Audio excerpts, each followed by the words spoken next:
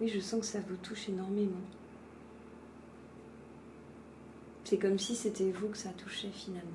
C'est votre maman, mais j'ai quasiment l'impression que c'est votre histoire que vous me racontez.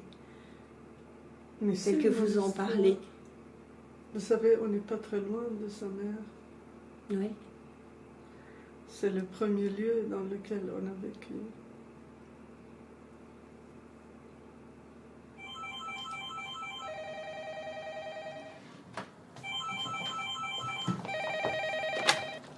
Service social, bonjour. Permanence. Oui. Dans le bureau de l'assistante sociale.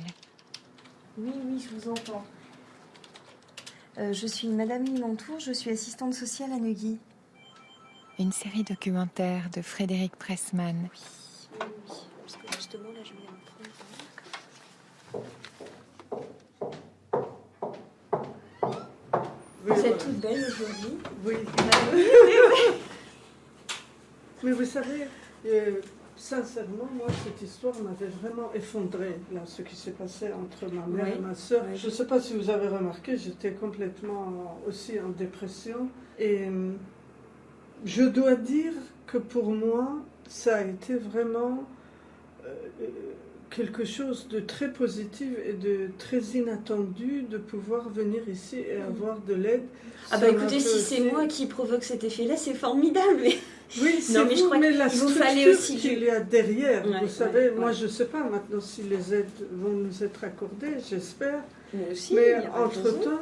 Mais c'est vrai qu'on est là pour ça, pour que justement il y ait un lieu en dehors de chez vous, en dehors de ce que vous vivez, où vous pouvez parler de ce que vous vivez, de ce qui vous arrive. Sinon, on n'a pas l'occasion de le faire, pas forcément, pas toujours.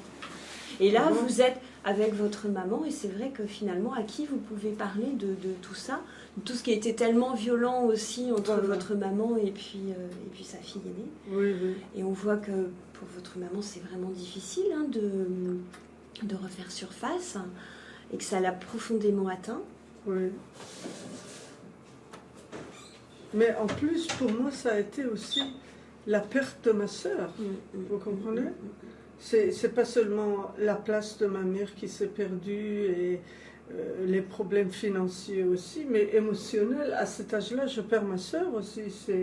Vous ne vous attendez pas à ce que votre sœur, à 68 ans, lève la main sur votre mère qui a 86 ans quand même. On va regarder ce qu'on dit.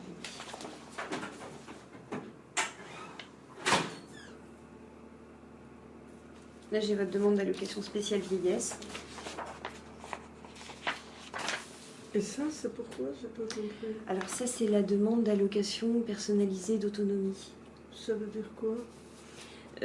C'est une prestation qui est versée par le Conseil général et qui permet le versement, si elle est octroyée, qui permet le versement d'une prestation pour financer des aides à domicile.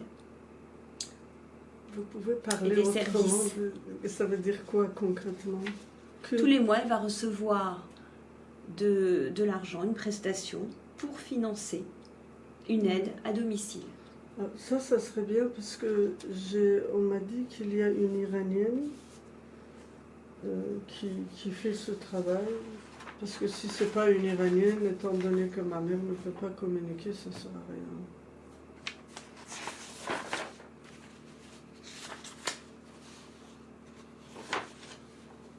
Ici, il y avait des choses à faire en plus, je crois. Je vous laisse peut-être vous regarder parce qu'il manquait la demande d'allocation supplémentaire qu'on a complétée. Oui. Oui, il nous manquait des informations. Oui, voilà. La date de naissance de votre père. Alors, attendez. Vous l'avez mise? Oui. Oui, je l'ai mise. La date de naissance de mon père. Alors, je voulais vous dire, à rajouter au sujet de la pension de mon père, mon père a été colonel dans l'armée du Shah.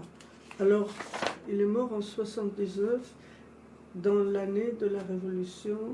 Et comme il y a eu la Révolution et que lui était dans l'armée du Shah, on lui a coupé sa pension. Donc ma mère, elle n'a rien. D'accord.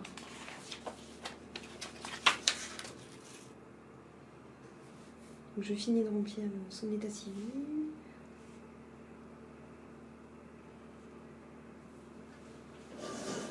Ce qui est terrible, c'est que ma sœur, elle l'a agressée et tout. Et puis après, ma mère est restée là-bas et elle disait rien. Elle est restée encore 1 semaine là-bas. Et je pense que quand on devient très vieux, on devient comme les enfants.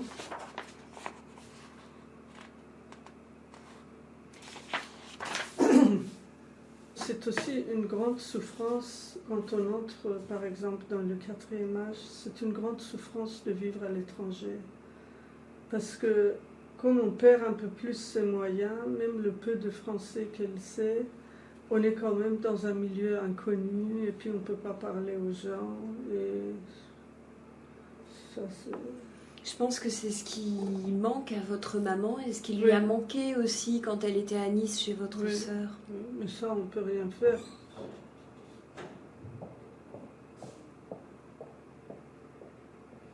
Le fait qu'elle n'ait pas appris le français, ça vient aussi de là que c'est une femme qui est née quand même en 1911 ou 16, je ne sais plus, et qu'il y avait derrière ça la mentalité de rester dans l'enfermement, de ne pas avoir accès à la société et de ne pas se permettre l'ouverture, vous voyez. Elle a en fait vécu en Occident comme on vivrait quelque part en Orient. Et mon père a toujours fortifié ce côté chez elle, tu n'as pas besoin d'apprendre, tu restes à la maison. Ma mère a toujours été objet. L'objet de mon père, l'objet de son père, on lui a fait un mariage forcé et tout ça. Alors, je la regarde aujourd'hui à 86 ans, elle a toujours été l'objet de la manipulation des autres. C'est triste pour les femmes, je trouve. Oui, c'est triste. Oui, c'est dommage. Moi-même, je n'ai pas réalisé le sort de ma mère plus tôt, vous voyez. Peut-être que je l'aurais encouragée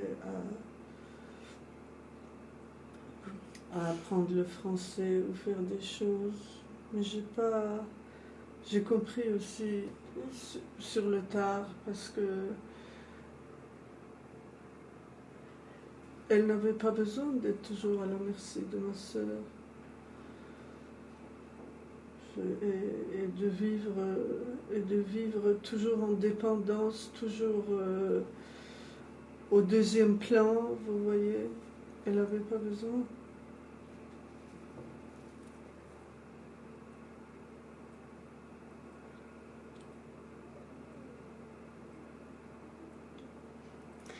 Je vais aller chercher des Kleenex, je pense, d'accord ?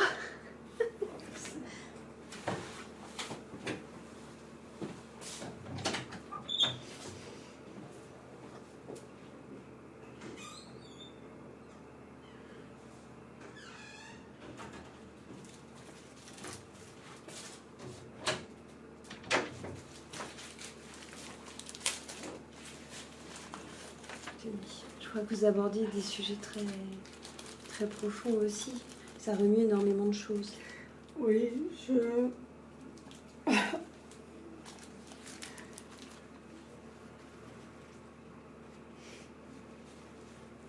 Vous savez, ça ne m'étonne pas que ma mère soit comme ça.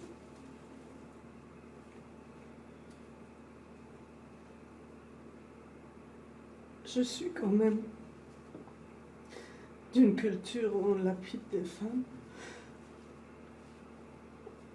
Encore de nos jours, même si on n'en parle pas.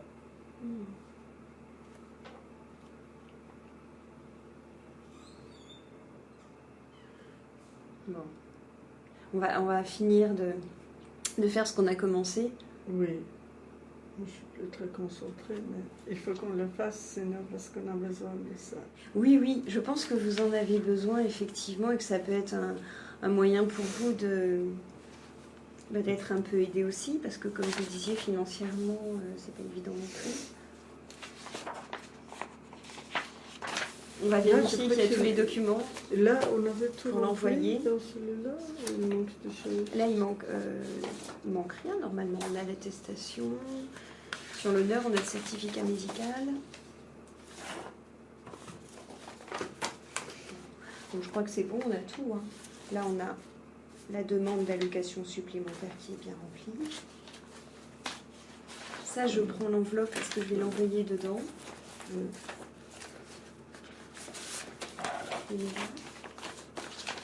Et nous, maintenant, il faut qu'on attende. Quoi. Oui, il faut attendre. Ah oui. Bon. Écoutez, moi, je dépose tous ces dossiers. Hein. Des fois, on s'étonne hein, de voir des vies gâchées comme ça, non? Pour vous, la vie de votre maman, c'est une vie gâchée? Ah oui. Oui. Bah, elle n'a pas, comment vous dire... Pourtant, moi, je l'ai vue rayonnante la dernière fois, elle souriait. Oui, oui. Non, gâchée dans le sens que elle n'a pas pu prendre toutes les ouvertures qu'elle aurait pu avoir. Mais de là à parler de vie gâchée... Arte Radio. Merci beaucoup. À bientôt. .com. Il s'appelle comment votre chat? Ebi. Ebi. Ça signifie quelque chose? Oui. Oui. Abraham. C'est les Américains qui lui ont donné ce nom. Alors ma mère, elle m'a dit, mon Dieu, le nom d'un prophète, un chien, c'est pas possible. Alors on l'a changé, on a mis Ebi. On ne pouvait pas trop changer parce que lui, il avait enregistré son nom. Allez, Merci. Au revoir.